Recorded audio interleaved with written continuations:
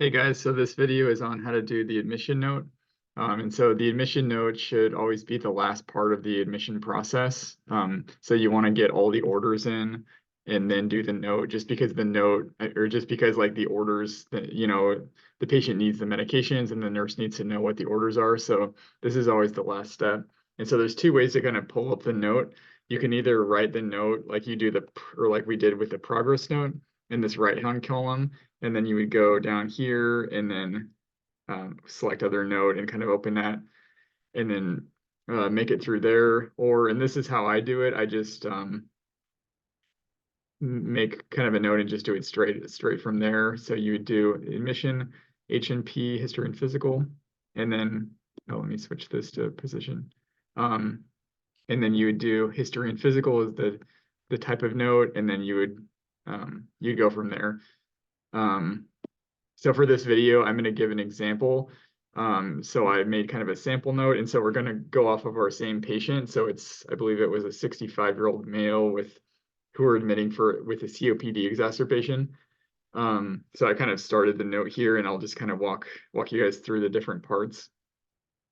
Let's see. So I'm actually going to start with kind of some of the required components here. So on this right-hand side, you have past medical history.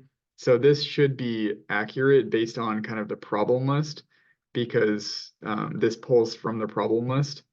And then the surgical history, this part you would need to add unless say this patient is already an established patient with CMC, then they're going to have this put in already. If not, though, then any history you gather from the patient, then kind of open a new thing here and just type it in or dictate it. And then the medications, you don't have to put anything there. That'll just pull from the medication list.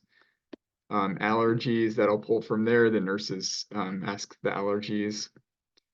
Social history. So it might be updated, but you're going to ask that in your history. So I would put that in like smoking, alcohol, drug use. And then if it's pertinent, like their living situation, maybe in their previous employment or whatever you think's necessary. And then this one, family history, is really important for billing. I guess they can't bill it at a certain like level of complexity unless you have this documented. And you have to ask the patient this, but say the patient's unconscious and there's no family around, you can just state why you can't obtain it. You don't have to have something. And then a lot of patients that have been with CMC a while, this is already going to be completed, so you don't have to worry about it. Anything below this, I don't believe you have to fill out. The sepsis start time is going to automatically put in if they have sepsis, and it'll just pull from kind of the sepsis power plan, I believe. So that's that, and then we'll go through kind of here. The chief complaint the nurse puts in when they're in the ER, so that should be in there already. I don't think this is required, but generally as residents and med students, this is kind of what we do. You can just say, you don't have to say the doctor's full name. You can just say like Dr. Johnson or Dr. Smith and the med student's name. As far as the HPI, so dictate out the HPI. And then generally we'll you can do an ROS if you want and put things in there. Most people will include in their HPI kind of any of the pertinent like positives and negatives. And then for the ROS, they'll just do kind of the generic dot phrase. Oh wait, that wasn't the one I wanted. Just kind of this brief dot phrase. So that's the HPI. So this is kind of something else that we put. It doesn't necessarily have to be in the HPI. It could be at the end of the A&P. I just put it here. And I actually made a dot phrase of this. So it's this one. So we'll generally kind of write a little bit of what happened in the ER as far as the ED course. And then the code status is important. So I made a drop down here. So it matches what it is up here. So we had ordered a full code as far as the resuscitation status.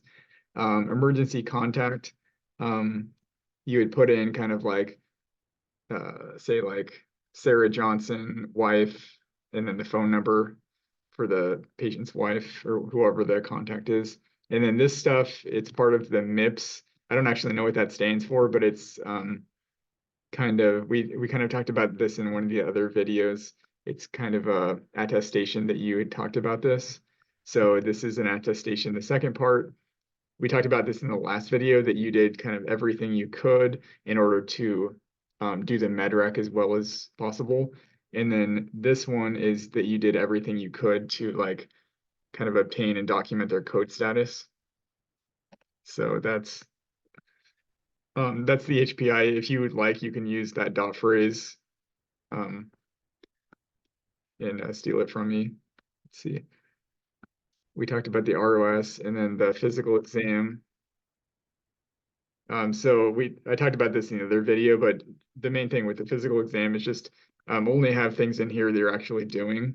So for most of us just use like a mainly physical or mainly visual exam, and then we add on anything that's physical. Like I just listen to the heart and lungs, and then I kind of feel the ankles for edema on everybody.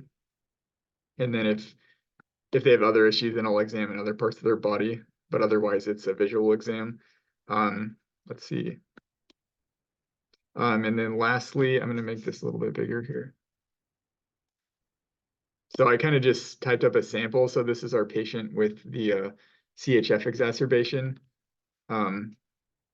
Just kind of a sample of the assessment and plan. So this is how most of us do it. The assessment will be in like paragraph form here, and then we'll do bullet points for what the plan is, kind of like the action items. So you kind of want to give and be brief as possible, and in that kind of over time you learn kind of what's pertinent.